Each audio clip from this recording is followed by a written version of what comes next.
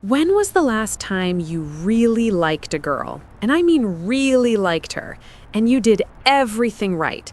You texted back fast. You made yourself available. You were consistent, attentive, interested. You showed up. You put in the effort. You did what you thought a good guy was supposed to do. And somehow, she got colder. She got distant. She started replying slower. She started seeming less excited. And you couldn't figure it out because you weren't being mean, you weren't being a jerk, you were being everything they tell you to be. But here's the thing nobody tells you. There's a version of being a good guy that actually destroys attraction. Not because kindness is bad, not because effort is wrong, but because when you pour all of yourself into someone who hasn't earned it yet, when you give your full attention, your full time, your full energy to a woman before she's invested, it doesn't feel romantic to her. It feels like pressure. It feels like desperation dressed up in good intentions. And women don't say this out loud. They're not going to text you and say, "Hey, you're being too available and it's killing my interest." They're just going to slowly, quietly pull away, and you're going to be left wondering what changed. Here's what changed: the dynamic. And that's what we're fixing today. In this video, I'm going to break down 7 things that make women chase you. Not tricks, not manipulation, not games. These are real psychological shifts that change how a woman experiences you. They change your energy. They change your presence. They change the entire dynamic of how she sees you versus how she feels about you. And before I get into this, let me be clear about something. When I say make women chase you, I'm not talking about being cold. I'm not talking about ignoring her or playing some childish hot and cold game. I'm talking about becoming the kind of man whose presence creates genuine curiosity, genuine interest, genuine pull. Because there's a difference between a man who tries to make himself interesting and a man who simply is interesting. One performs, one exists, and women can feel that difference every single time. So let's get into it. Number 1, you stop making her the highlight of your day. Okay, this is the one that's going to sting a little, so stay with me. When you first start talking to a girl you like, what happens? You wake up and you check your phone. You check if she replied. You're half focused on your work, half waiting for her message. You think about what you're going to say next. You craft the perfect text. You replay her replies in your head. You're basically giving this woman a VIP suite inside your mind, and she hasn't even earned a guest pass yet. And here's why that's a problem. Not because it's wrong to like someone, that part's normal. The problem is what it does to your energy. When someone becomes the highlight of your day before they've actually done anything to deserve that position in your life, your energy shifts. You start moving toward her, not because you genuinely connect, but because you need the dopamine hit of her attention. And women feel that energy. They don't always know how to name it, but they feel it. It feels like hunger, and hunger is not attractive. It's uncomfortable. Think about it from the other side. Have you ever had someone be way too into you, way too fast? Maybe a person you weren't that attracted to? Someone who immediately texted you every morning, who seemed to drop everything for you, who made every reply feel like it mattered more than it should? Did that make you want them more, or did it make you feel a little suffocated, a little responsible for their feelings, a little guilty? That's what you're creating when she becomes your highlight before she's earned it. The fix isn't to pretend you don't like her. The fix is to actually have a life that competes for that attention. Have goals that matter more than her reply. Have routines that you protect. Have things that genuinely excite you about your own day that have nothing to do with her. When your day is rich, full, moving, and she's one part of it instead of all of it, your energy shifts completely. You stop radiating need and you start radiating direction. And that direction, bro, that is magnetic. A man who is busy building something is infinitely more attractive than a man who is available all the time. Be the first kind of man. Let your life speak for itself, and let her figure out how to fit into it. Number 2, you give your opinion without asking for her approval. This one is underrated, and most guys get it completely backwards. Here's what happens. A guy is talking to a girl he likes, and she says something he disagrees with. Maybe she says a certain movie is overrated. Maybe she shares an opinion about something he genuinely feels differently about. And what does he do? He agrees, even if he doesn't actually agree. He shapes his response to match her vibe because some part of him thinks that agreeing is the path to connection, that going with what she says is safe, that having his own opinion might create friction, and friction might push her away. But here's exactly the opposite of the truth. Having your own opinion and holding it calmly, that is one of the most quietly attractive things a man can do. Here's why. When you agree with everything, when you constantly mirror her perspective back to her, you become a reflection, not a person. And you cannot be attracted to a reflection. You need contrast.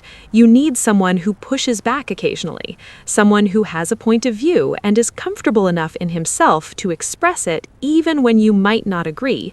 That's what creates the feeling of this guy is his own person. And his own person is the man who creates curiosity. Now, I want to be clear about this. I'm not saying disagree for the sake of disagreeing. I'm not telling you to be contrarian or difficult. I'm telling you to be honest. If she says she hates a show that you genuinely love, don't nod. Look at her and say, nah, I can't let that slide. That show is a masterpiece. You have terrible taste. Said with a smile, said with lightness, but said with conviction. She'll laugh, she'll argue back, and something in her will register, this guy isn't trying to impress me. He actually has a perspective. That's interesting. The man who agrees with everything is forgettable. The man who respectfully, confidently stands his ground is the one she thinks about later. Your opinions are a reflection of your character. Stop hiding them to make people comfortable.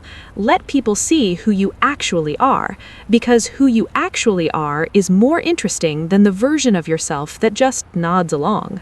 Number 3, you become comfortable with endings. All right, pay close attention here. This is one of the most powerful ones. There is a habit that kills so many conversations, so many interactions, so many potential connections, and it looks harmless on the surface. It's the habit of never wanting the conversation to end.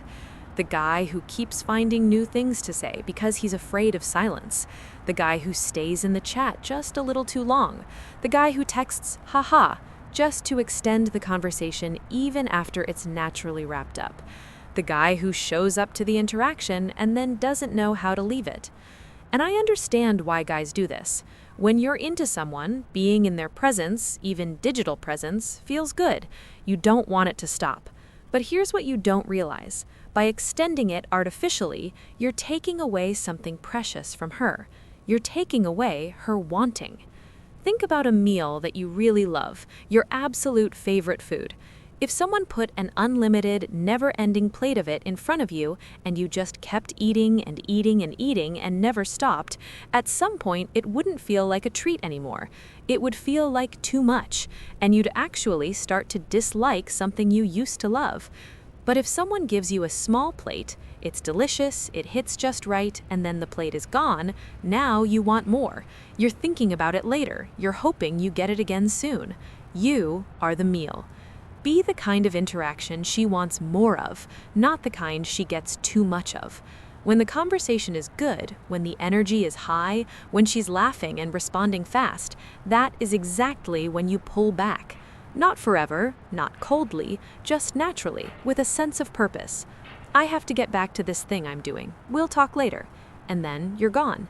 And she's left with that good energy still buzzing, nothing to latch onto, and an automatic reflex that says, I want more of that.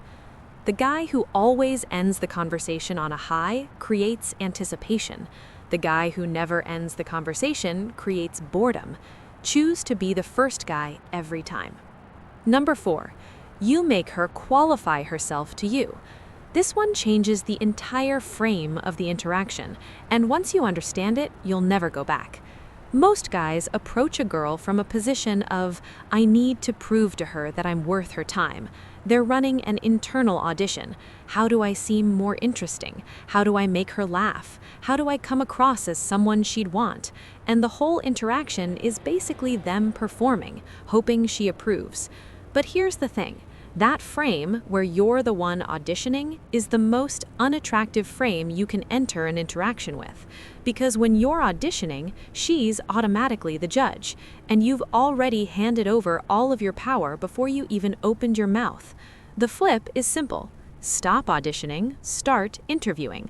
Not in an arrogant way, not in a let me interrogate you way, but genuinely, you have standards, you have a sense of what you're looking for, and you're curious whether this person in front of you actually has those qualities. So instead of trying to impress her with everything about you, you're genuinely curious about her. And not just surface level curious, deeply curious, in a way that makes her think, this guy is actually paying attention to who I am, not just how I look. Example, instead of talking about your achievements, trying to impress her, you say, so what actually drives you? Like, what gets you genuinely excited? Because a lot of people just kind of go through the motions, and I can never figure out who's actually lit up about something.